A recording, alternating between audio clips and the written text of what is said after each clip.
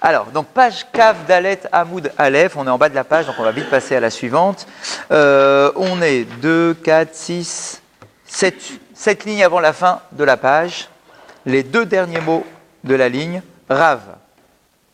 Rav, Ikla. Le dernier mot de la ligne, c'est Ikla. Est-ce que vous l'avez? Oui. Rav, Ikla.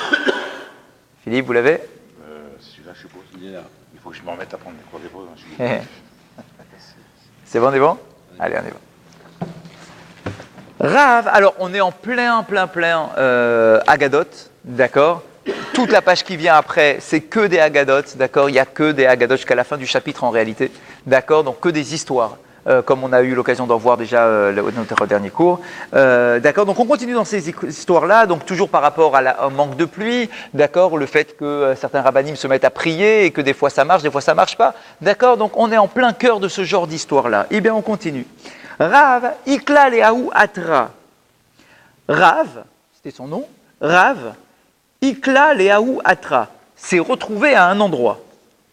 Gazarta Anita, dans cet endroit-là, il y avait la famine, et donc lui, c'est un grand Rav, ce Rav, il arrive et dit, eh ben, il vous manque de pluie, j'instaure un jour de jeûne, comme ils avaient le droit de le faire en tant que rabbanim, pour demander et supplier à Kadosh Baruch Hu d'envoyer la pluie.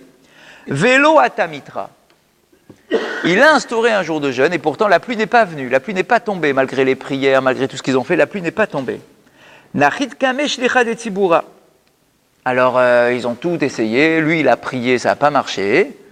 Et puis ils étaient à la synagogue, il y avait un chazan dans la synagogue, et il a demandé au chazan d'aller faire la tfila. Puisqu'il y avait un chazan, d'accord, les rabbanim ne faisaient pas la tfila, d'accord, donc il envoyait le chazan pour descendre sur la teba, puisque je vous rappelle que la teba était en profondeur et non pas en hauteur à l'époque, d'accord, donc il a fait descendre devant la teba. Bon. Amar Mashiv Ruach Venashav Zika. Quand dans sa Amida, le chazan a dit Mashiv Ruach, ou Morida Geshem, Mashiv Ruach, donc on dit Hachem qui fait souffler le vent. Dès qu'il a dit Mashiv Ruach, on a constaté que le vent s'est mis à souffler et que les nuages commençaient à s'amonceler. Amar Morid Geshem, et dès qu'il a dit Morid Geshem, Ve'ata Mitra, la pluie est tombée. D'accord, donc un chazan exceptionnel. Je vous rappelle que les tfilotes, les jours de jeûne, c'était dans la rue. D'accord, rappelez-vous ce qu'on avait dit. Donc la teba dans la rue, on est toute la communauté dans la rue. Le Rav a prié, ils ont tous fait des Tehillim. Rien, pas une goutte de pluie. Bon, c'était l'heure de la tfila, il demande au chazan du coin, vas-y, je t'en prie, fais ta tfila. Le chazan monte sur la teba, il dit dans la Hamida, Mashiv Ruach, et tout le monde voit qu'il y a commencé à avoir du vent, des nuages qui arrivent. Dès qu'il dit Morid Geshem, la pluie tombe. À Marley, Mayo Vadar. Quand le Rav s'est aperçu que lui, malgré toutes ses prières, il n'y a pas eu une goutte de pluie. Ils ont dû prier pendant des heures, j'imagine, des Tehillim, des machins. Lui, le Rav, pendant toutes ses prières, il n'y a pas eu une goutte de pluie. Et le chazan, il a commencé à faire sa Hamida. Dès qu'il a commencé à Mashiv Ruach Morid Geshem, tout de suite la pluie allait tomber. Le Rav, il a été voir le chazan à la fin de la tfila et il dit « C'est quoi ton truc ?» D'accord, dis-moi, parce que moi j'ai prié truc, toi t'es entre guillemets que un chazan, et pourquoi tu as plus de force dans ta prière que moi? C'est surprenant. Quel est ton mérite? Amarle, Mikra Dardeke Ana. Il dit, j'ai pas de mérite particulier, je peux simplement te dire ce que je suis. D'accord, je suis pas que chazan. Je vous rappelle qu'à l'époque, ça n'existait pas d'être salarié chazan. Il y avait, comme pour salarié rabbin, ça n'existait pas. Ils avaient chacun une occupation autre. Et donc il dit, mais c'est quoi ton occupation, toi? Qu'est-ce que tu fais? De quoi tu vis? Et il dit, Mikre Dardeke Ana. Moi, je ne suis pas grand-chose. Je suis un professeur de Torah pour les enfants. D'accord? Un maître de Talmud Torah. C'est tout ce que je suis.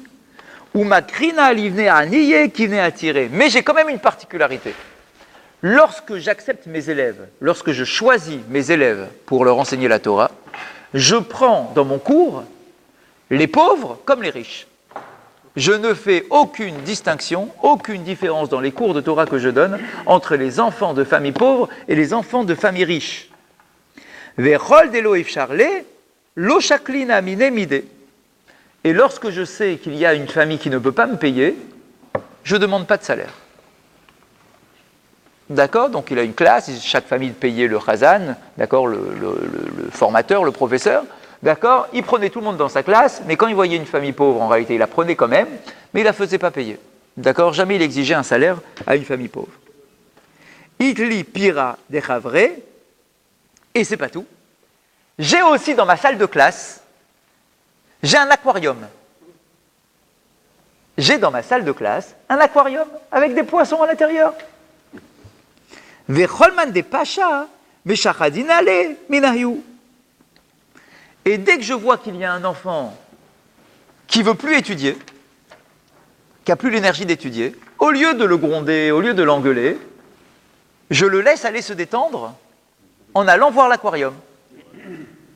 D'accord? Je ne l'embête pas. Il y a un aquarium à côté. Dès que je vois qu'il y a un enfant qui est un peu agité, un peu déconnecté, d'accord, je dis, allez, vas-y, va te détendre un peu, mon grand. Ou masir danle. Et je le laisse tranquille, qu'il se sente bien. Ou mefasainehu le ad de ate vekare. Et lorsque je vois qu'il s'est apaisé et qu'il est dans de meilleures dispositions, je le ramène et j'arrive à lui enseigner la Torah de manière plus convenable, puisqu'il n'arrivait plus, là il s'est détendu, et donc maintenant il est plus ouvert pour étudier la Torah. Voilà ce que je fais. C'est tout. Eh bien, par le mérite de cet homme-là, qui enseigne la Torah, simplement, qui enseigne la Torah à des enfants, sans différence entre riches et pauvres, qui est suffisamment fin pour savoir pédagogue, qu'il ne faut pas forcer un enfant pour apprendre la Torah, mais au contraire, il faut être souple. Tac, va te détendre un peu. Quand tu auras l'esprit, reviens t'asseoir avec nous et tu viendras étudier. D'accord, sans forcer. Eh bien, lui, il avait plus de mérite que Rav. Et donc, lui, dès qu'il disait « Mashiv haruach morid hageshem », la pluie tombait. Simplement par ça. Est-ce qu'on connaît sa vie à Rav? Rav, elle a une vie exceptionnelle, bien sûr qu'on la connaît. Il est partout dans la Gemara, il a des enseignements incroyables. Mais là encore, dans tous ces enseignements-là, on voit que certains hommes ne sont pas forcément des talmidei chachamim, mais des grands rabbanim, mais ils ont un kesher, un lien avec Akadosh Baruch Hu, qui est particulier. Hachem écoute leurs prières, parce qu'ils ont un truc en plus, un truc spécial que tout le monde n'a pas. Mais est-ce que ça vient du cœur? Bah oui, forcément. Ah bah forcément. Donc s'il le fait, il fait. Forcément. Donc sa prière, elle a du poids, sa prière. Quand Akadosh Baruch Hu le voit prier, il se dit, ah, lui, j'aime bien sa prière. Autre histoire.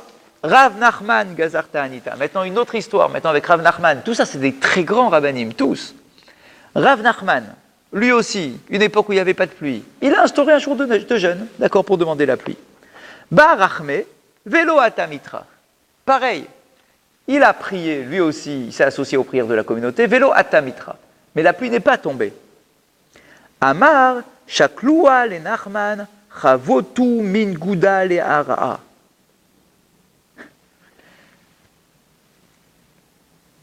Et Rav Nachman dit à voix haute, puisque sa prière n'a pas d'effet, et que tout le monde constate que sa prière n'a pas d'effet, il dit à tout le monde, attrapez Rav Nachman et jetez-le du haut du toit. C'est-à-dire, je suis désolé, je ne suis pas à la hauteur, je suis désolé. Débarrassez-vous de moi, je ne suis pas à la hauteur d'être votre dirigeant, d'être votre Rav. D'accord, je prie pour vous envoyer la pluie et ça ne fonctionne pas. Jetez-moi du toit. D'accord, je ne suis pas à la hauteur. Chavotu min gouda le hara, donc jetez-moi. Chavat, c'est un mot qu'on connaît. D'accord, c'est quand on frappe le sol sur le sol. D'accord, donc prenez-moi du toit là et jetez-moi. Ça veut dire, prenez-moi de mon piédestal, puisque je suis le dirigeant de la communauté, et remettez-moi par terre. Ça ne sert à rien. Vous m'avez mal choisi comme étant votre chef. Chalash date. Il a fait un malaise. Il était tellement peiné du fait de constater qu'il n'était pas à la hauteur et que ses prières n'étaient pas exaucées par Akadosh Baruch Hu, alors que toute la communauté mettait ses yeux sur lui, puisque c'est le chef de la communauté et qu'ils ont tous espéré en sa prière, il a fait un malaise. Ve'ata mitra. Au moment où il fait le malaise, la pluie tombe. Ça veut dire quoi? Ça veut dire qu'il manquait encore quelque chose à sa prière. Sa prière était belle, mais peut-être qu'il priait encore enveloppé de son orgueil, bien évidemment mesuré, mais de sa place de chef de communauté. Et là, il prend conscience finalement que c'est pas ça qui fait quoi que ce soit auprès d'Akadosh Baruch Hu. Donc il a un malaise à cause de ça. Et quand Hachem prend conscience qu'il a compris que c'est pas parce que c'est le chef que voilà Dieu va l'exaucer plus facilement. Juste à ce moment-là, donc en fait, c'est ce qui manquait à sa prière, c'était ça, cette prise de conscience. Et donc Hachem lui envoie la pluie. C'est un manque de patience peut-être. De patience, non. De patience, non. Parce que si la Gemara te dit, c'est pas un problème de patience, c'est parce qu'il a perdu connaissance, d'accord, il a perdu sa prise, son rang, en réalité, c'est ça. Et bien que Baruch Hu lui envoie la pluie. C'est ça qui manquait à sa prière. Il manquait une ilbatelut. Je vous rappelle que pour que la prière soit exaucée, il faut s'annuler complètement face à Akadosh Baruch Hu. Si tu viens avec une certaine épaisseur, ta prière ne peut pas être exaucée. Il faut arriver complètement transparent. Si tu es complètement battel vis-à-vis d'Akadosh Baruch Hu, complètement annulé vis-à-vis d'Akadosh Baruch Hu, c'est là que Hachem peut t'écouter. Et donc, quand tu t'évanouis, quand tu perds connaissance, c'est qu'en réalité, maintenant, il y a il battait l'outil qui est nécessaire. Et donc Hachem lui envoie la pluie à ce moment-là. Rabat, Gazar Ta'anita. Maintenant, c'est au tour de Rabat. Rabat, lui aussi, dans une autre région, dans une autre époque, etc., a vu qu'il manquait de pluie et il a instauré un jour de jeûne. Ba'erachme velo ata mitra. Il a imploré pour avoir la pluie et la pluie n'est pas tombée. Amroulé, ve'arav Yehuda qui ava gazar ta'anita atamitra. Et ce qui est incroyable, c'est que les fidèles constatent que leur rave, qui s'appelle Rabat, prie, mais qu'il n'a pas d'effet. Et ils commencent à se dire entre eux, vraiment, on n'a pas de chance. Parce que Rav Yehuda, lui, quand il prie, eh bien, Dieu, il exauce. On n'a pas de chance, on n'a pas le bon. D'abord, on n'a pas le bon Rav, nous. Rabat, c'est le nôtre. Lui, il prie, il n'y a pas de pluie, alors qu'on a entendu qu'il y en a un autre qui s'appelle Rav Yehuda. Lui, quand il prie, il est exaucé. Amar lehu, maïe vide. Et le problème, c'est que Rabat, il entend les fidèles parler. La fin de la journée, il n'y a toujours pas de pluie, les gens parlent. Il entend. Et du coup, il prend la parole devant tout le monde. Et il dit, maïe et vide, qu'est-ce que je peux faire? Imishum tenouye. Si vous pensez que les prières de Rav Yehuda sont plus fortes que les miennes, parce que lui, il étudie plus que moi, et que vous remettez en cause mes connaissances religieuses et mes capacités à enseigner la Torah, et que lui est un plus grand Rav que moi, et c'est ça que vous pensez, et que c'est pour ça que lui, il a de la pluie et pas moi. Anan a dit finan minayu, il dit détrompez-vous, c'est faux. La Torah de son époque était moins grande que la Torah de notre époque. Donc sa Torah à lui, en tant que chef communautaire de son époque, était moins grande que la nôtre, et donc que la mienne. D'où est-ce qu'on le sait? Alors c'est pas de l'orgueil, hein. C'est un fait. C'est un fait. Quel est le fait? Des Bishnei, des Rav Yehuda, parce qu'à l'époque de Rav Yehuda, Kol Tenouye.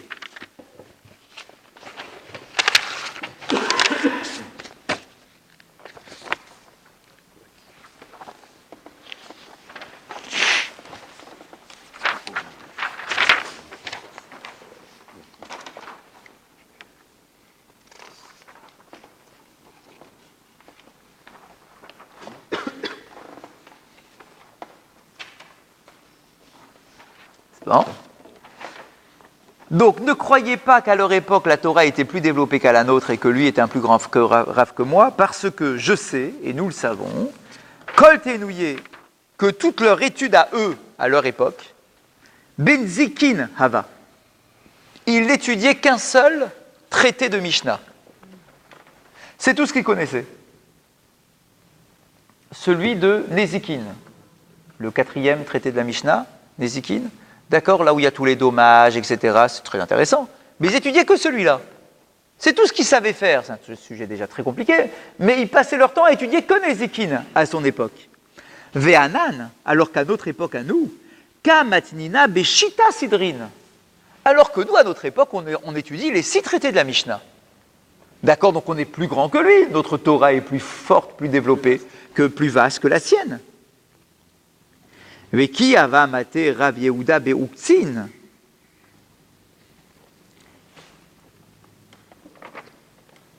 Et lorsque Rav Yehuda arrivait à l'étude d'un sujet qui était très compliqué, qui était le sujet de Uktzin, c'est très, très certainement un des sujets les plus compliqués de toute la Mishnah.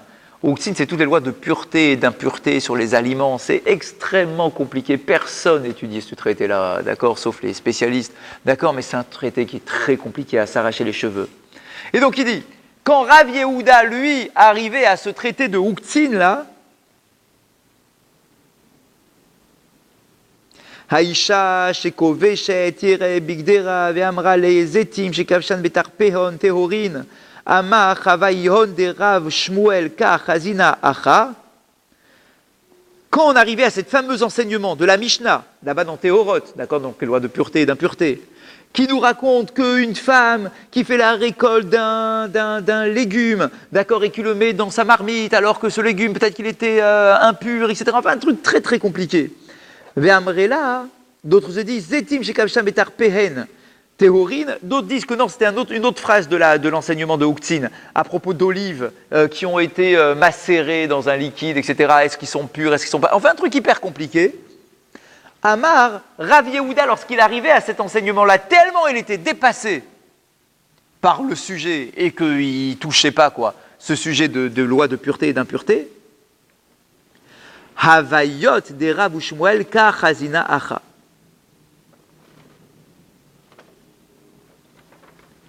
Il disait, j'ai besoin de Rav et Shmuel pour comprendre ces Mishnayot, je ne comprends pas. Je ne suis pas capable de les comprendre tout seul. Donc Rav Yehuda, bon, c'était un grand Rav, il était spécialiste dans certains sujets, mais il y avait des sujets dans lesquels il n'était pas versé. Ve'anan, kamat nitan be'uktzin tlesar metifta. Alors que nous, dans notre région, à notre époque, il y a 13 yeshivot qui sont consacrés à l'étude de Uktzin. Donc nous, on est spécialisés dans ce sujet-là. Donc tu vois que notre Torah, nous, elle est plus développée que la sienne. Lui, il avait une Torah qui était très limitée finalement. D'accord? Alors que la nôtre est bien plus développée que la sienne. Donc, on reprend. Rabat, il prie, ça marche pas, il n'y a pas de pluie. Les gens commencent à dire, dis donc, on n'a pas de chance à l'époque de Rav Yehuda. Si nous, on vivait à l'époque de Rav Yehuda, on aurait eu plus de chance parce que le Rav Yehuda, lui, il aurait commencé à prier, on aurait eu la pluie. Rabat, il entend ça et il dit, qu'est-ce que je vous dise, moi? En tout cas, si vous pensez que lui, ses prières étaient exaucées parce qu'il avait plus de Torah que moi, détrompez-vous, c'est pas vrai. J'ai plus de Torah que lui. D'accord? Je connais plus de sujets que lui, je suis plus spécialisé que lui. Donc c'est pas pour cette raison que lui, quand il prie, il y a de la pluie qui tombe. Donc on voit que c'est pas un problème de connaissance. Dieu n'exauce pas la prière forcément de quelqu'un qui a plus de connaissances ou moins de connaissances. On voit juste avant que finalement, c'est pas la connaissance, on voit que c'est un professeur. Razak, mais là ici c'est un autre rave, c'est une autre époque, c'est un autre endroit. On parle toujours de la connaissance, alors qu'on voit que c'est souvent une dot et. Donc c'est encore une fois une autre histoire qui vient nous montrer que c'est pas un truc de connaissance. Bien que les gens, pensent que c'est la connaissance, que c'est la grandeur du Rav, voilà l'exemple. D'accord, tu as des fidèles, ils commencent à se plaindre, à l'époque de Rav Yehuda, très certainement qu'il était plus grand que notre Rav à nous. Il est en train de leur dire, non, c'est pas ça le critère qui fait que Dieu exauce une prière. Pour preuve, à l'époque de Rav Yehuda, il y avait moins de Torah qu'à mon époque à moi. Ve'ilu Rav Yehuda ki avashalif chad mesane atemetre. Or, Rav Yehuda, lui, il suffisait qu'il retire une chaussure et déjà la pluie commençait à tomber. Parce que normalement, on devait retirer les 2 chaussures, rappelez-vous, se mettre en tenue de deuil pour demander la pluie, etc. Lui, il commençait à peine à s'installer pour commencer à prier. Juste, il s'asseyait, il enlevait une chaussure. Déjà, à quel moment il n'attendait même pas sa prière. Il exauçait sa demande avant même qu'il la formule. Qu'est-ce que vous voulez que je vous dise, moi? Il n'a même pas besoin de prier. Il enlève une chaussure, Dieu l'exauce. Ve'anan katsafrinan kuleyoma. Alors que nous, on a prié toute la journée. Donc on avait déjà plus nos chaussures, on était assis par terre, on avait des silices, on avait de la cendre sur la tête, comme toutes les halachot de deuil. Et malgré tout, on n'a pas de pluie. Ve'lekadash garban. Et personne ne nous écoute. Sous-entendu, et Hachem ne veut pas nous écouter. Qu'est-ce que je vous dis? J'y peux rien. Imishum ovada.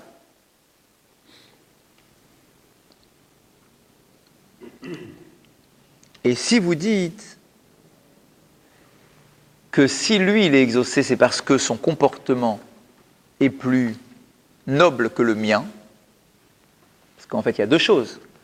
Vous pouvez me remettre en cause sur deux choses. Sur ma connaissance dans Torah et sur mon comportement, en dehors de la Torah. Si vous pensez que c'est à cause d'un manque de connaissance de Torah, c'est faux. J'ai plus de connaissances que lui. Mais peut-être que vous allez m'accuser, du coup, de ne pas avoir un joli comportement. Peut-être que je suis avec des vices, etc., et que c'est à cause de ça que Dieu ne veut pas m'exaucer, et que lui, Rav Yehuda, donc, avait un meilleur comportement que moi, et que c'est pour ça que lui, il suffisait qu'il enlève une chaussure pour être écouté. Il dit alors là, je vous demande, si quelqu'un a quelque chose à dire sur mon comportement, qu'il se lève et qu'il me le dise. Je suis désolé, je ne vois pas en quoi dans mon comportement il y a le moindre problème. En quoi mon comportement serait plus mauvais que le comportement de Rav Yehuda. Je ne vois pas pourquoi. D'accord, je ne sais pas quoi. Ce qu'il dit, c'est un petit peu de la jalousie. Non. Bien évidemment, ça y ressemble forcément. D'accord, ça y ressemble fortement. Ça peut ressembler des fois à de l'orgueil, des fois à de la jalousie, etc. Alors qu'en réalité, dans cette approche-là, dans cette grandeur-là des rabbanim qui sont dans ces différentes histoires, ils essayent vraiment de trouver le hémet, de trouver qu'est-ce qui fait la différence, pourquoi lui, il prie, ça marche, pourquoi moi, je prie, ça ne marche pas. Sans arrière-pensée. Sans arrière-pensée. Une sorte de constat. On veut faire un constat. Qu'est-ce qui peut faire la différence? Si vous pensez que c'est à cause de l'étude, non. Ah quoi, il est orgueilleux de dire qu'il connaît plus que l'autre? Non, c'est pas de l'orgueil, c'est un état, c'est un fait. On a plus de connaissances qu'à son époque, c'est un fait. Ça ne le rabaisse pas, c'est un fait, c'est comme ça. Si vous dites maintenant que c'est à cause de mon comportement, peut-être que j'aurai un mauvais comportement en dehors de la yeshiva, je suis désolé, je ne vois pas quoi. Si quelqu'un a vu que j'avais un mauvais comportement, s'il vous plaît, levez-vous et dites-le moi. D'accord, que je puisse faire teshuva sur ça. D'accord, moi je ne comprends pas pourquoi j'ai pas de pluie quand moi je prie. Aval maya su gedole ador she'en endoran dome yafé. Et là, sa conclusion est terrible. Et il leur dit, il semblerait donc que s'il n'y a pas de pluie, ce n'est pas de ma faute, mais de la vôtre. Eh ben, qu'est-ce que je vous dis? Moi j'ai de l'étude, j'ai un comportement. La seule chose qui change finalement, qui peut être inférieure à l'époque de Rabbi Yehuda, ça peut être la génération. Donc peut-être que c'est vous le problème. Et pourquoi pas son cœur? Parce qu'il a dit, il manque quoi dans le cœur? Le cœur c'est le comportement. Ouais, Le cœur c'est le comportement, mais il dit mon comportement il est irréprochable. A priori, si quelqu'un m'a vu faire un truc de travers, dites-le moi. Si je suis méchant, si je suis avare, si je suis quelque chose, dites-le moi. Et personne s'est levé, donc a priori il était nickel, Rabat. D'accord? Donc du coup il dit, je suis désolé, donc si ça vient pas de moi, ça vient de vous. Donc il faudrait peut-être faire teshuva aussi. Moi j'étais prêt à me remettre en cause, mais j'ai analysé, j'ai rien trouvé. Donc alors vous aussi faites la même analyse. Mais le fait de parler comme ça, c'est quand même un peu orgueilleux. Non, là encore, non, parce que c'est le rave de la communauté. Le rave, quelle est sa mission? Sa mission c'est de émettre, et c'est de réveiller sa communauté. C'est pas de les caresser dans le sens du poil. C'est que si maintenant il y a un problème et qu'il n'y a pas de pluie, il y a bien une raison, non? Eh bien cette raison, elle est où? Mais si ça vient pas de lui. Si ça vient pas de moi, ça vient de vous. D'accord, donc peut-être qu'il faudrait que vous fassiez une teshuva plus sincère pour que Dieu nous exauce. mais la génération était vraiment moins bonne, plus mauvaise. En réalité, si c'était aussi clair que ça, il leur aurait dit dès le début, messieurs, faites teshuva, ça va pas du tout votre comportement, etc. Pourtant, c'est pas ça qu'il a mis en évidence en premier. D'accord, et puis les gens parlaient entre eux, etc. Donc peut-être que eux, ils n'ont pas non plus compris en quoi ils avaient un problème. Parce que peut-être qu'ils en auraient été sensibles tout de suite. Ils auraient dit, ah là, on devrait changer de comportement, on n'est pas bien, on n'accueille pas les pauvres, ou pas savoir quoi. D'accord? Et non, donc du coup, c'est lui qui prend la parole. Il doit les réveiller. D'accord? Donc en réalité, c'est une teshuva globale. Lui, il a fait teshuva. Eh bien, il leur demande à eux aussi de faire teshuva. Est-ce qu'il a besoin de faire tes cheveux en soi? Tout le monde a besoin de faire teshuva de toute façon. Donc lui, il s'est remis en cause quand même. Il a eu le courage de se lever devant tout le monde et de dire, je vous entends parler. Alors allez, on y va. D'accord, allez, je suis responsable, disons. Alors sur quel problème? L'étude, le comportement, ok, allez, et vous? C'est un peu ça, quoi. J'aborde mes problèmes pour qu'on puisse aborder les vôtres. Non, les merdes. Hein, c'est vrai? Enfin, il met les choses à plat, quoi. Exactement, on remet à place. Si Dieu ne nous exauce pas, c'est qu'il y a un problème. D'accord? Donc moi je suis prêt à me remettre en cause, mais il faut que vous aussi vous soyez prêts à le faire.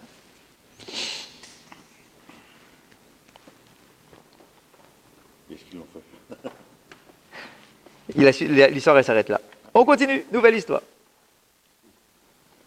Rav Yehuda, eh ben, ce fameux Rav Yehuda, alors on nous dit, qu'est-ce qu'il a de spécial ce Rav Yehuda? D'accord, il enlève une chaussure, il pleut, c'est incroyable. D'accord, ce serait bien de savoir qui est ce Rav Yehuda. Rav Yehuda, Chaza Anaïhu Betre. Rav Yehuda, c'est aussi un homme particulier. En fait, tous les rabbanim, c'est des gens qui ont un caractère trempé quand même. Et donc on nous dit, ce Rav Yehuda, un jour, il se baladait dans la rue, et il a vu Chaza c'est voir, Anehu Betre, 2 hommes. En chemin, il a vu 2 hommes. Dahavu Kapartse Berifta, qui s'amusaient avec du pain. Qu'est-ce qu'ils faisaient avec le pain? J'en ai aucune idée. Peut-être qu'ils en avaient fait une boule, ils tapaient dedans, on va savoir quoi, ils se le balançaient sur la figure. Peu importe, ils jouaient avec du pain. D'accord? Le pain, normalement, la base de la nourriture de l'homme, on lui doit un kavod incroyable, on ne peut pas le jeter comme ça, etc. Donc lui, il se balade comme ça, il voit des gens s'amuser avec du pain, se le balancer à la figure ou jouer dans la rue avec du pain. Amar, quand Rav Yehuda il voit ça, il est choqué. Et il dit, Shmamina ikasava be'alma. Si les gens se permettent de jouer avec du pain, c'est qu'en réalité, il y a trop d'abondance. Parce qu'en période de difficulté, on ne joue pas avec du pain, on mange le pain. Mais on ne se permet pas de jouer avec. Donc il se dit, si je vois maintenant que les gens jouent avec le pain, c'est qu'en réalité, ils en ont trop. D'accord? Yahivene, Hava Kafna. Il les a regardés avec colère, et la famine a commencé. Ah, Chazak. Donc il semblerait que ce Rav Yehuda, il a l'air d'avoir Chazak. Ça veut dire quoi? C'est-à-dire que s'il se dit que les gens ne prennent pas conscience de la chance qui est la leur lorsqu'il y a une abondance, et que quand tu as une abondance, tu ne dois pas gâcher la nourriture, tu ne dois pas te permettre de jouer avec le pain, mais au contraire, tu dois remercier Akadosh Baruch Hu d'avoir donné une abondance et d'être suffisamment humble, reconnaissant, etc. Maintenant, si vous ne profitez pas de cette abondance de manière convenable et que vous vous amusez avec du pain, à vous balancer du pain sur la figure, c'est que vous rejetez le bienfait d'Akadosh Baruch Hu. Donc, il les a regardés comme ça avec colère, et la famine commence. C'est exactement ce qu'on a dit dans les Pirkei Avot de la semaine dernière, de faire attention aux regards et aux paroles des Chachamim. Parce qu'ils ont un regard qui est sévère sur les événements. Un regard de Hémet. D'accord? Ne te rapproche pas trop de promiscuité, parce qu'il brûle. D'accord? Comme la piqûre d'un serpent, etc. Et si on veut se rapprocher d'eux? Si c'est pour la Torah, oui, mais pas dans la familiarité. Donc fais attention, parce que le regard d'un rave, c'est comme du feu, ça brûle. D'accord? C'est comme une braise. Donc là, ici, tac, il vous voit en train d'avoir un mauvais comportement avec du pain, il porte le regard sur eux, et le simple fait de porter ce regard, en fait, c'est un regard accusateur. D'accord? Comment vous osez faire un truc pareil avec l'abondance que Dieu vous offre? Et pourquoi pas le juger du bon côté comme on a vu là? Parce que là, ici, quand tu joues avec du pain, qu'est-ce que tu veux juger du bon côté? Tu joues avec du pain. D'accord? Amroulé, Rabbanan le Rav Kahana Bere de Rav Nechunya, Shamare, Mar de Shriach Kame,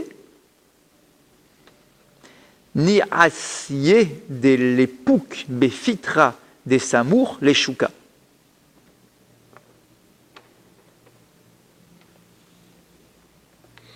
Et on nous dit qu'effectivement, cette famine-là n'était pas une petite famine, il y a eu une famine terrible.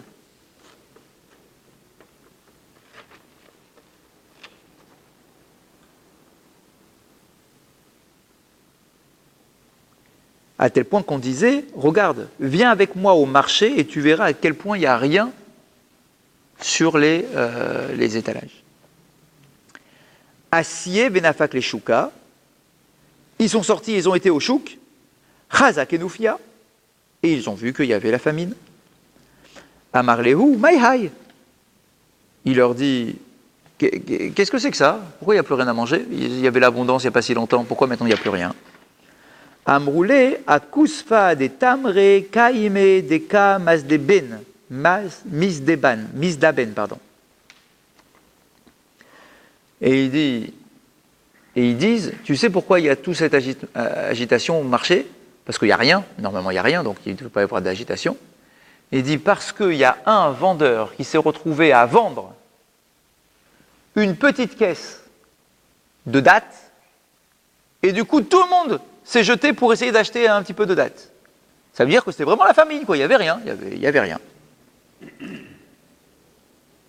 Amar, Shmamina, Kafna Be'alma.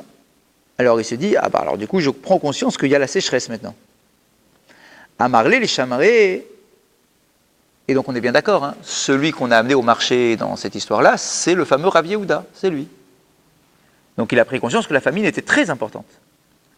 Amarlé les chamarés, il a appelé son chamash, et il lui dit, bon, il faut que je prie maintenant pour eux, parce qu'il n'y a pas de pluie, il y a la famine, il faut que je prie pour eux. Il appelle son chamash, et il dit, Shelofli Mesanai, Shalafli Khan Mesane Veata Mitra. Il dit à son chamash, s'il te plaît, aide-moi à retirer mes chaussures.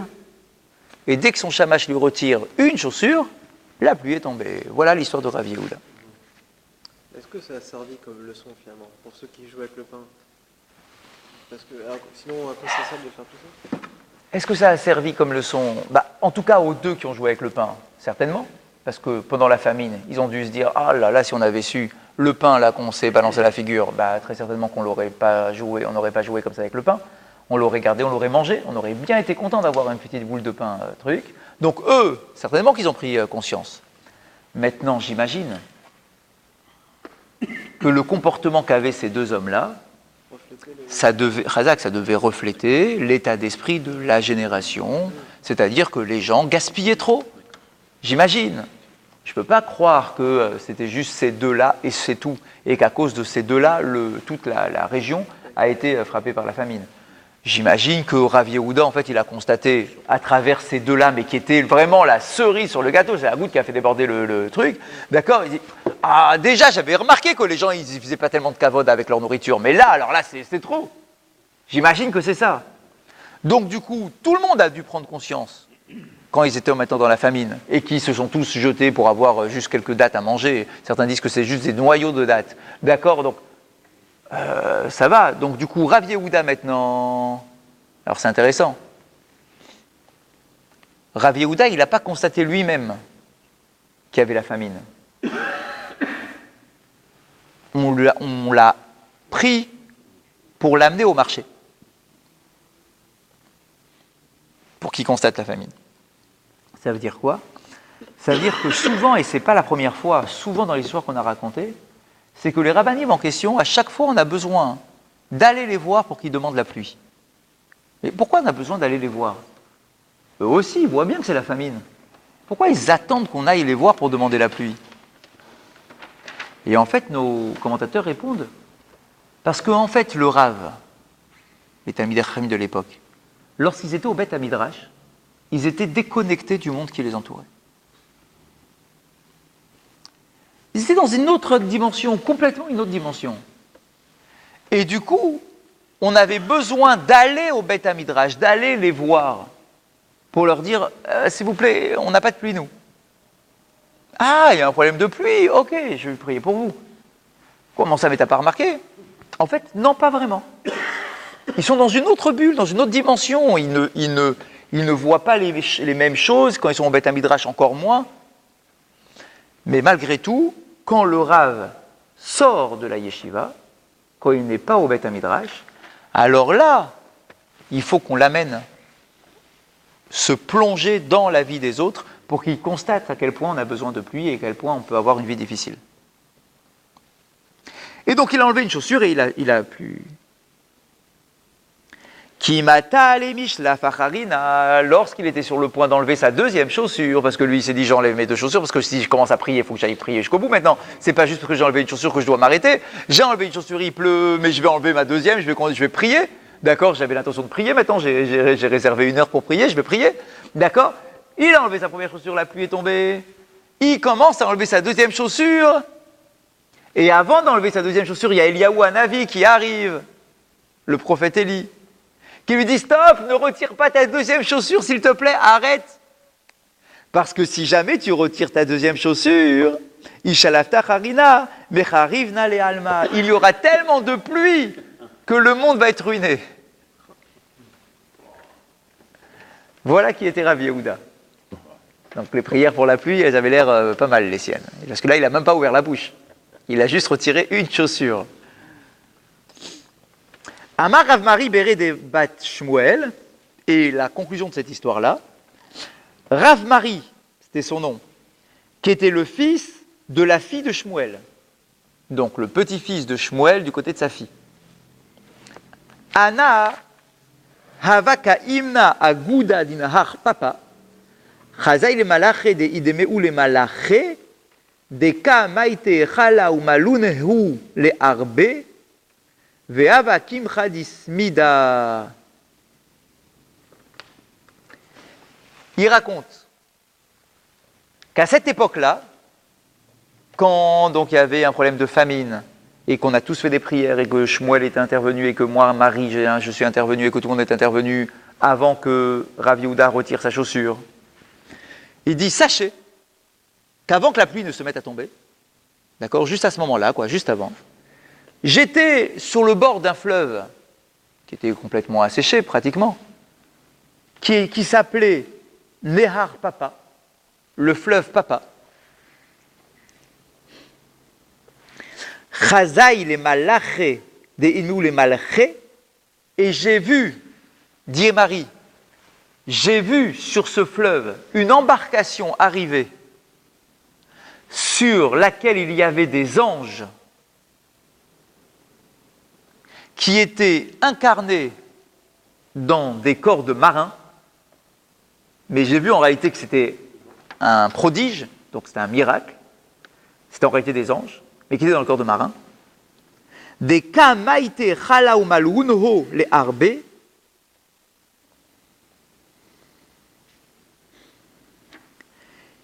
qui avaient sur leur embarcation des tonneaux ou des trucs en bois, des kélim en bois, qui étaient pleins de sable, Vehava kimcha dismida, et miraculeusement, ils avaient transformé ce sable en farine. Et donc, en réalité, c'est que Dieu commençait déjà à exaucer nos prières. Il n'y avait pas de pluie, c'est vrai, mais il avait envoyé des anges pour nous amener de la farine. Pour nous et dans notre région, quoi. A tout coulé alma les misban, et que tous les habitants de la région venaient pour leur acheter de cette farine-là, qui était maintenant en vente. À Marlehu, et Rav Yehuda leur a dit, Meha lotis benoun, n'achetez pas cette farine, je vous l'interdis. Demaase nissim hu, parce que c'est une farine qui n'est pas naturelle, qui est le résultat d'un prodige effectué par Akadosh Baruch Hu. Or, il ne faut pas tirer profit inutilement d'un prodige fait par Akadosh Baruch Hu. Mais là, c'est un cas extrême, c'est pas inutile. Laissez-moi, je vais prier, il y aura de la pluie. Soyez patients. Ne vous précipitez pas pour utiliser un miracle, parce que lorsque l'on utilise un miracle, ça veut dire qu'on est en train de puiser sur notre capital dans le monde futur de bien-être que l'on aura auprès d'Akadosh Baruch Hu. Donc des fois, Hachem nous dit, bon, je vois qu'ils sont dans la galère, je vais puiser un petit peu de leur capital et je vais leur envoyer un miracle. D'accord? Rav Yehuda, il arrive, il dit, hop, ne prenez pas ça. Parce que si vous le prenez, ça veut dire que vous puisez dans votre capital après 120 ans, c'est dommage. On va encore prier et on va voir ce qui va se passer. Mais ça, ils ne pouvaient pas le savoir. Eux, non. Parce que, ouais, Mais ils devaient écouter sa parole à Rav Yehuda. Les machav, aïtan arbe dechite de parzrinan. Le lendemain, grâce à toute la pluie qui est tombée, grâce aux prières de Rav Yehuda, il y a eu de la vraie farine qui est arrivée. Alors bien évidemment, la farine, elle ne vient pas du jour au lendemain, mais ça veut dire que voilà, l'abondance est revenue à ce moment-là, et c'est plus Maaseh Nissim. Alors c'est marrant parce que c'est pas Maaseh Nissim, mais pourtant la pluie qui est tombée, elle est tombée par les prières de Rav Yehuda. D'accord, donc on pourrait se dire, attends, mais la prière de Rav Yehuda, c'est un S ou c'est pas un S? En réalité, c'est pas un S. C'est un S qui est caché dans la nature. Moi, j'ai fait une prière, Dieu a envoyé de la pluie. D'accord, donc c'est pas un S, c'est pas un miracle. C'est une prière, c'est la qui exauce une prière. Donc c'est un miracle qui est caché, qui est exactement, d'accord, qui s'habille dans la nature. Donc il dit, je préfère que vous n'utilisiez pas ce Maaseh Nissim, d'accord, cette chose artificielle que Dieu vous envoie là maintenant, tout de suite avec cette fausse farine, d'accord, même si bien évidemment elle était consommable, d'accord, je préfère qu'on attende de la vraie pluie et de la vraie récolte. Il était sûr de lui. Et là encore, c'est pas de l'orgueil. Non, mais ça me surtout quand même. C'est ça, beaucoup nous envoient un miracle de farine, pas touché. Ah, mais oui, mais on a déjà vu la même chose. La fameuse histoire avec ce rave qui avait dépensé tout l'argent pour le mariage de sa fille, pour l'offrir aux pauvres, et qui a pris qui a acheté avec la pièce qui lui restait de la farine, enfin du blé. Pas grand-chose de blé, il lui restait qu'une seule pièce, il l'a mise dans la grange, d'accord, et que quand la fille est arrivée, il y avait une tonne de blé là-dedans. Qu'est-ce qu'il a dit? Il a dit, ne touchez pas à ce blé. Je vais l'offrir aux pauvres. Pourquoi? Parce que si vous touchez ce blé, vous puisez dans le capital de après 120 ans. Il ne faut pas toucher au Maaseh Nissim. Maaseh Nissim, nous, on courrait pour l'utiliser. En fait, nos maîtres nous disent, c'est pas bon le Maaseh Nissim. Ne cours pas derrière le Maaseh Nissim, ça apporte rien. L'homme, il ne doit pas attendre les miracles.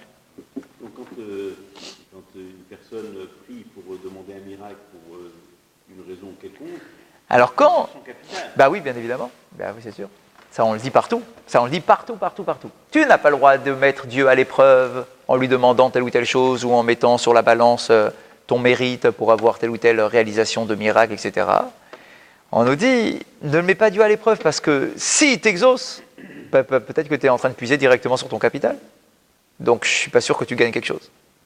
Mais si c'est quelque chose de vraiment important. Ah, Chazak, quand c'est quelque chose de vital, etc., alors là, on n'a pas tellement le choix. Mais sinon, évite. C'est jamais bon signe de demander un miracle. C'est qu'en réalité, tu n'es pas maître de ton destin. Et Hachem, il n'aime pas ça, quand on s'en remet à un miracle. Il n'aime pas. Il préfère que tu restes actif plutôt que d'être passif. Le miracle, c'est être passif. Et on ne doit pas être passif de notre vie. Je me rappelle le cours d'un rabbin qui avait dit des femmes qui veulent absolument avoir un enfant et qui prient. Et finalement, il parlait le cas, l'enfant est arrivé, malheureusement, il avait des problèmes. Exact. Donc du coup, il ne faut pas trop forcer, quoi. Voilà, faut pas trop forcer. Si elle a payé, il y avait une raison, quelle que soit la raison, qui ne nous appartient pas. Il ne faut pas trop forcer. Alors bien évidemment, nous on prie parce qu'on espère, mais c'est très difficile. Des fois, c'est bien quand on n'y pense plus. Ouais, aussi. Il faut Ouais, c'est certain. accepter son sort. Quoi. Rava. L'histoire maintenant de Rava. Ikla le Agronia. Il a été dans la ville de Agronia. Gazar Ta'anita. Il manquait de pluie, donc il a instauré un jour de jeûne. Vélo à Tamitra, mais il ne pleuvait pas, malgré ses prières. À Marléou, alors Rava a dit aux habitants de la ville, Bitou koulé alma beta'anitaïrou. Il dit, s'il vous plaît, bien que normalement le soir, maintenant c'est la fin du jeûne, il faudrait que vous alliez manger, je vous demande de ne pas manger, de dormir à jeun. Donc vous avez déjà passé la journée à jeun. Au lieu de casser le jeûne à la tombée de la nuit, je vous demande d'aller dormir en restant à jeun.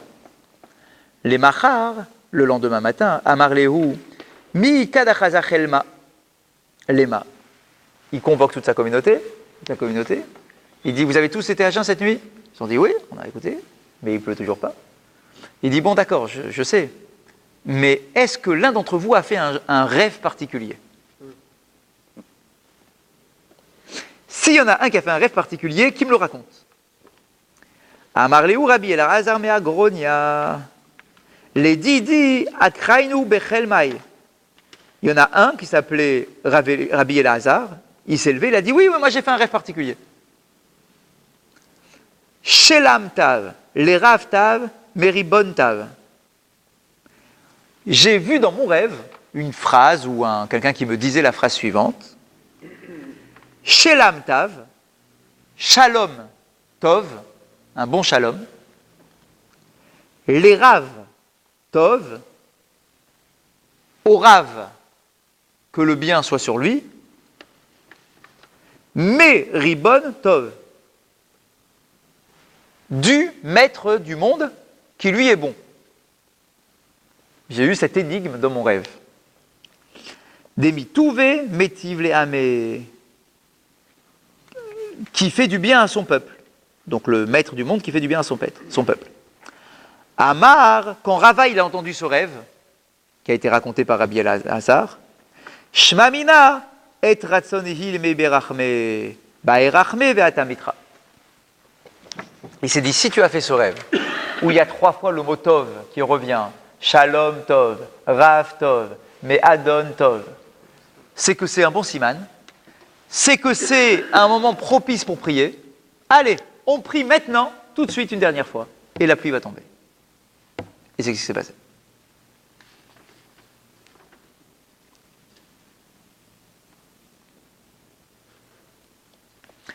Autre histoire. Haou Gavra deitrayav nagda beve dina de Rava. Rava, c'est le même Rava là, de l'histoire du rêve là. Le même Rava. On dit qu'il y a eu un problème. Un autre moment. Rava, il était Dayan. Il était Dayan, donc il s'occupait d'un Beddin. Il avait un Beddin à lui, c'était lui le chef du Beddin. Et on dit qu'un jour, il y a un homme qui avait transgressé la Torah, donc il s'est retrouvé face au Beddin, et comme il avait transgressé la Torah, il était condamné à recevoir Malkout. Alors Malkout, c'est quoi? C'est que si jamais tu transgresses une mitzvah de la Torah, un simple lave, une simple transgression, tu dois recevoir 39 coups. C'est ce que nous dit la Torah. D'accord? Alors bien évidemment, il faut qu'il y ait des témoins, il faut qu'on t'ait prévenu avant, il faut que malgré tout, tu te dis, je le sais que c'est interdit, mais malgré tout, je le fais, enfin, etc., dans des conditions très particulières, mais en tout cas, il y a une sorte de châtiment. D'accord? Tu transgresses la loi, tu dois payer. C'est 49 coups ou 39 coups? 39 coups. Et on nous dit quoi? 39 coups, c'est la peine maximale. Mais qu'en réalité, le Beddin, avant d'infliger la peine des Malkout, il devait voir la condition physique du condamné, et s'il constatait qu'il était un peu faible, il lui donnait moins que 39 coups. Le maximum, si c'était un cas costaud, c'est 39 coups. Mais le Beddin avait l'obligation d'ajuster la peine à ce que la personne pouvait supporter. Il ne fallait pas tuer la personne, bien évidemment. D'accord? Il fallait juste lui donner un châtiment, mais pas le tuer. D'accord? Donc du coup, si on fait une analyse, d'accord, il y avait des spécialistes au Beddin. D'accord? Lui, ce gars-là, il mesure tant, il pèse tant, il est machin, pas costaud, pas costaud. D'accord? Tac, on évalue. Toi, tu peux soutenir 18 coups, on lui donne 18 coups, 3 coups. D'accord? Chacun selon ce qu'il est. D'accord? Selon sa morphologie. Eh bien, malheureusement, un jour, il y a eu un problème d'estimation. On a condamné une personne à avoir un certain nombre de coups, mais a priori c'était trop par rapport à ce qu'il pouvait supporter, et il en est mort. Et donc là, du coup, c'est une très grande responsabilité pour le Beddin d'avoir tué quelqu'un. Parce que normalement, c'est le devoir du Beddin d'ajuster la peine et de ne pas exagérer la peine.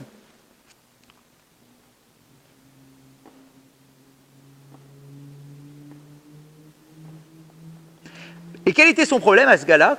C'était quoi sa faute, d'accord, pour mériter ses coups? Mishum des baral koutit. Il avait des relations avec une non-juive. C'était ça, le lave qui transgressait.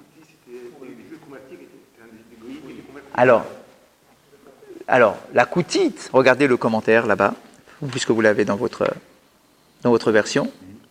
Chachamim gazrou. Chachamim gazru. She'abal anochit derer znut loke makat mardut.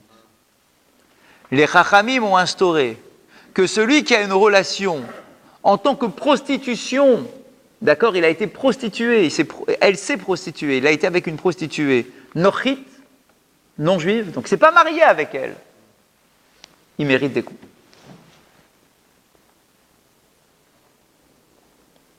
Veim nesa'a derechitun ou baalea loke minatora. Si par contre c'était pas un geste de prostitution, mais qui s'est marié avec elle, alors là, loke minatora. Là, il mérite des coups d'après la Torah. Si c'est juste avec une prostituée, tu mérites des coups d'après les Chachamim. Si c'est un mariage avec cette femme-là, tu mérites des coups d'après la Torah. Donc bien évidemment, c'est pire. C'est dans le Rambam, c'est dans le Shulchan Aruch, c'est dans les Tosfot, etc., etc. Ouais, j'imagine. Donc on l'a frappé, Nagde Rava ou Mit. Rava a ordonné de frapper cet homme-là, et il est mort.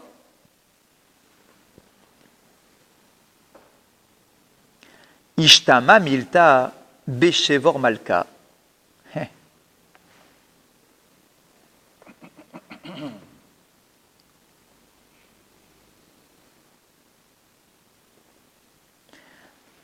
À cette époque-là, on était où?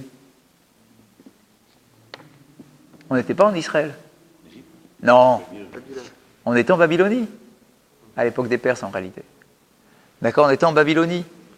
Mais dis-moi, en Babylonie, les Babyloniens, ils nous donnent la possibilité d'avoir un beth din, de gérer la vie religieuse, etc.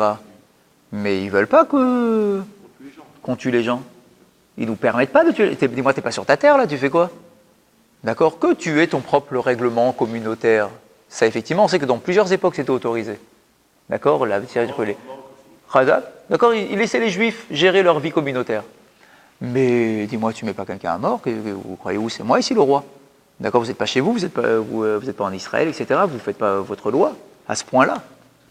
Eh bien, qu'est-ce qui s'est passé? Il y a quelqu'un dans la communauté qui a dénoncé Rava auprès du roi de Perse, là-bas, en disant « Hey, les Juifs, ils font n'importe quoi. » Il en a mis un à mort. Il n'a pas raconté que c'était à cause des coups, que le gars, il n'a pas supporté les coups, etc. Il a laissé comprendre au gouverneur perse, il a laissé comprendre qu'en réalité, les Juifs, dans leurs tribunaux, réalisent encore la peine de mort. Et ça, normalement, c'est interdit. Tu l'as interdit toi-même, dit ce Juif qui a été dénoncé. Béal Tsaouré les Rava. Du coup, quand le roi s'aperçoit de ça, il convoque Rava pour le faire souffrir, pour le châtier. Amrale, Ipra, Hurmiz, Ime, Dishvor, Malka, Livra. Quand le roi a envoyé sa convocation pour parler à Rava et pour le punir, etc., sa mère a entendu ça, la mère du roi. Elle a été lui parler, elle lui a dit « Je te déconseille. Je te déconseille. Pourquoi ?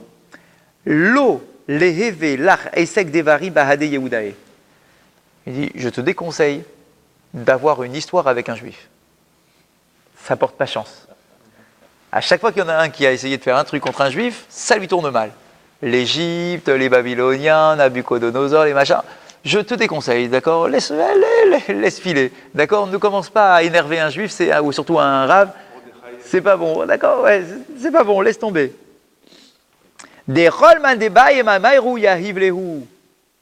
Parce que tout ce qu'ils demandent à leur Dieu, Dieu l'exauce.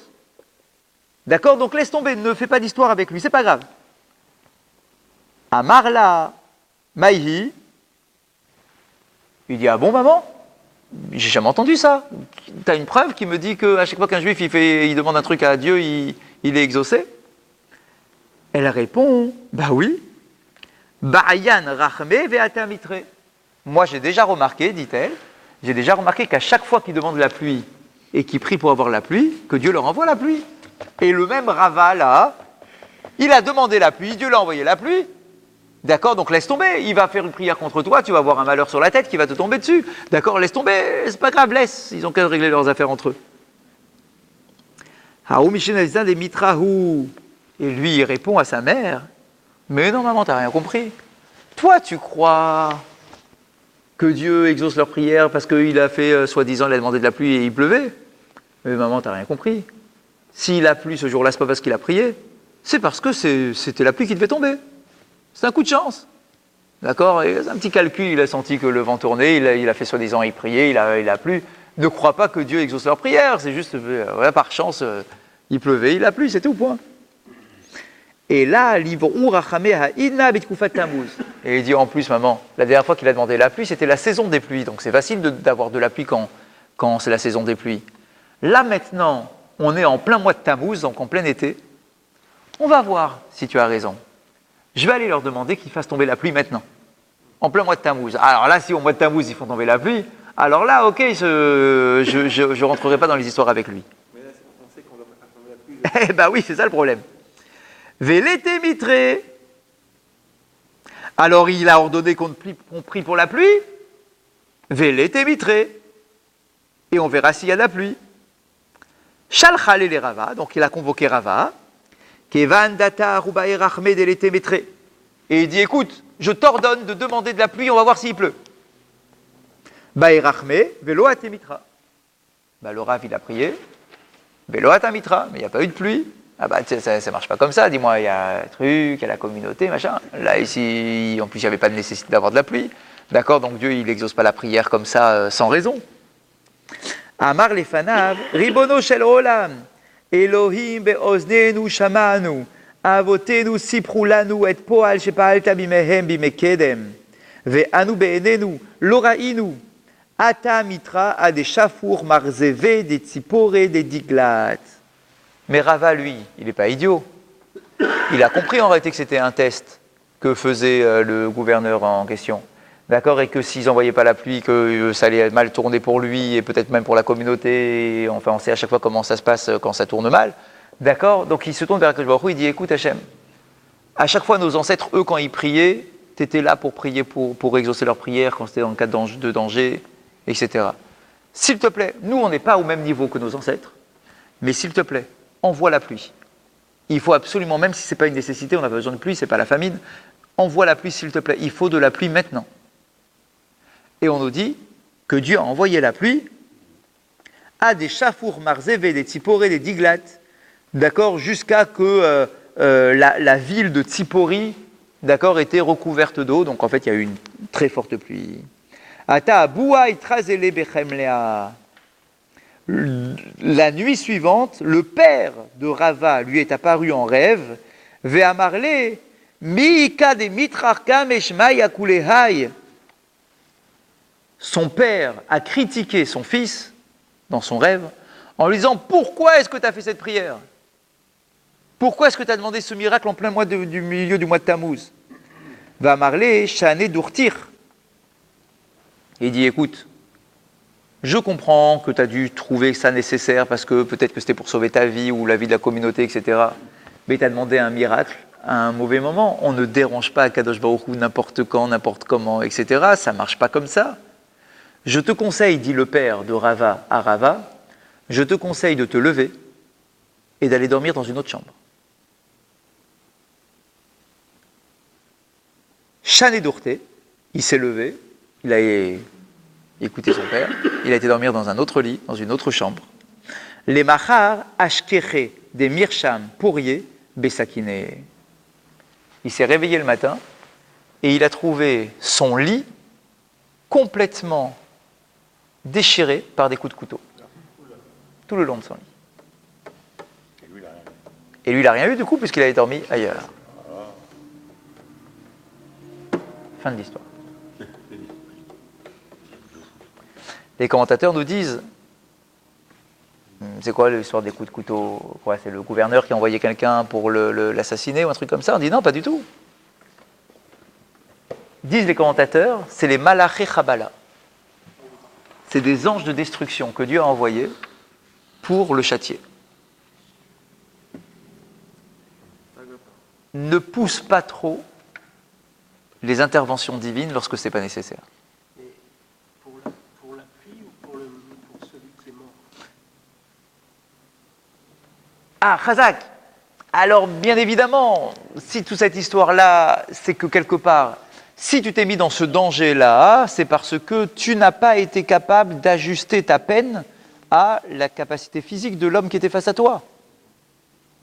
Tu n'aurais pas dû le tuer.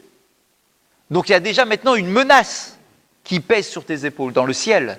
Il y a une Neshama qui quittait ce monde de manière non justifiée.